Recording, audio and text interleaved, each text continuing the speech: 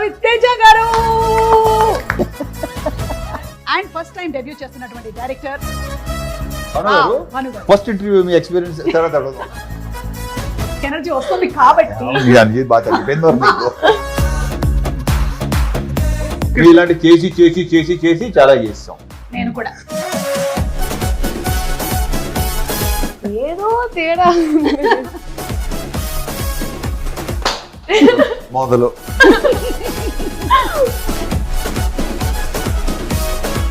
Mass Maharaj mass మహారాజా రవితేజ గారు.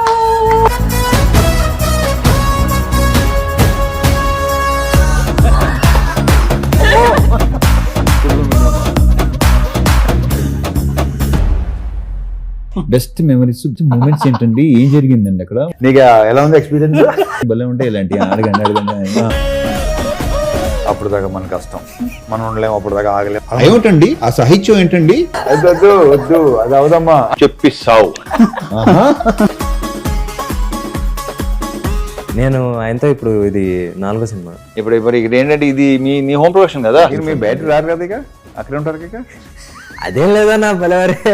అదే ఎలా ఉన్నావు పొద్దున, మళ్ళీ హీరో గారు సాయంత్రం కూడా అదే ఓకే బాయ్, ఇదే ఎనర్జీ. కట్టెప్పుడు చెప్పలేదు నాకు, ఇంకైనా ఎత్తాడేమో చూసుకుంటాడు.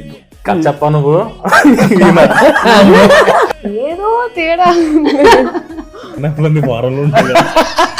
అప్పుడు వెళ్ళలేదు కదా, ఇప్పుడన్నా.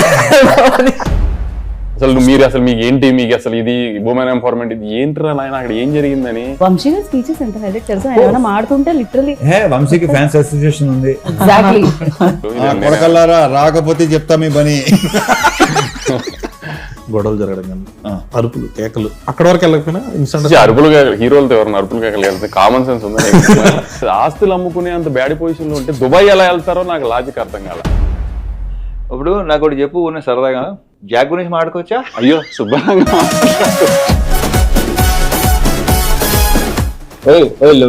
లేవు అలాంటి ఏంటంటావు? ఏదైనా పర్లేదు ఏంట్రా, ఏదైనా పర్లేదు ఏదో ఒకటి చెప్తా. సూపర్ ఫిల్మ్స్, అందుకే పెద్దగా వర్కౌట్ అవ్వాలి.